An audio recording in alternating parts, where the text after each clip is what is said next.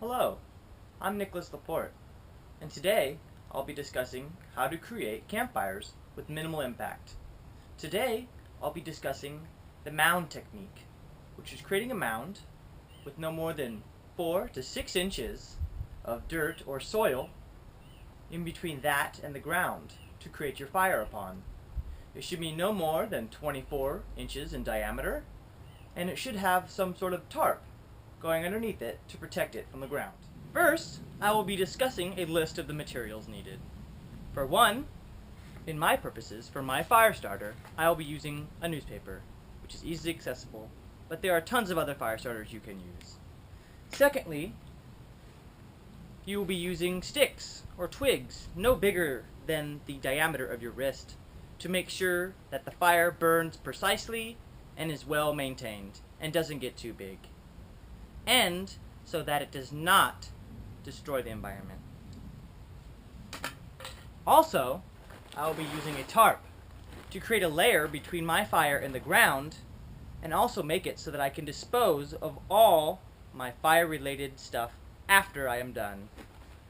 The final step towards creating a fire is to get a mineral base, that of soil and or sand, to create a barrier between your fire and the ground, which will help to not scar or leave any marks in the environment.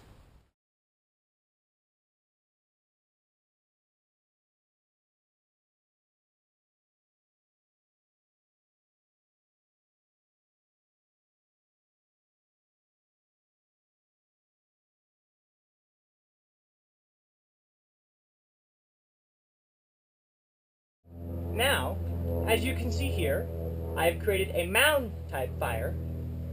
There is 4 to 6 inches of soil growth in between the fire and the ground, which is used as insulation. Then I have my tarp underneath that, which can be used to carry away all these materials after I am done. I also have used a TP technique for the twigs, which is stacking them on top of each other in a sort of pyramid shape. Then I have my fire starter and or newspaper I have used in the middle of the fire to ignite it. Now comes another step, which is lighting the fire. For this, I'll be using regular book matches to start my fire.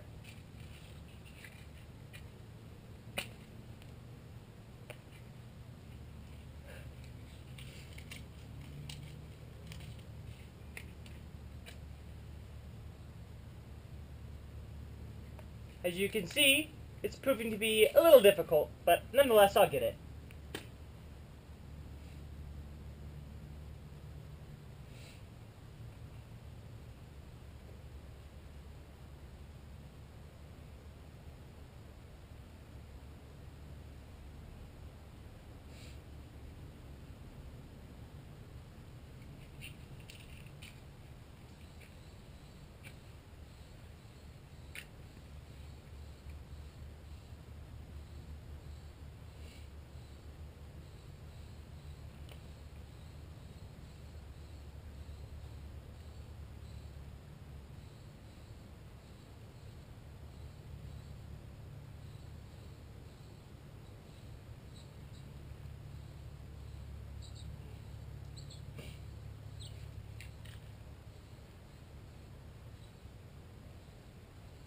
Now, as the fire is starting, just goes to show that these twigs are smaller, so they will burn with more precision.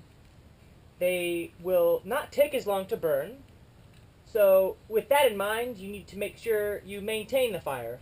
It will go out very soon and very quickly.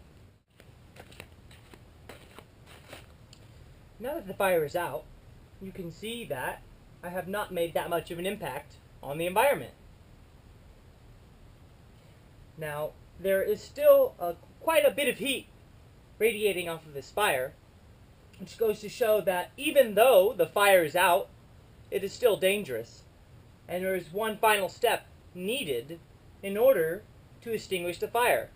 And that comes with a source of water, which is another material that is not a necessity, but should be used.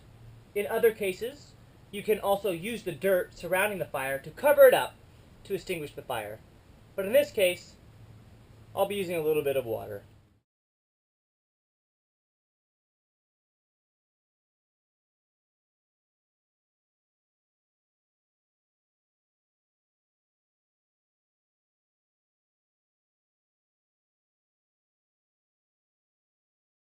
Now that my fire is completely out, and I have no worry of it spreading or creating any other fires, I now have this wonderful tarp on which I placed all my campfire needs, and now it is easy to just pick up and spread out amongst the earth.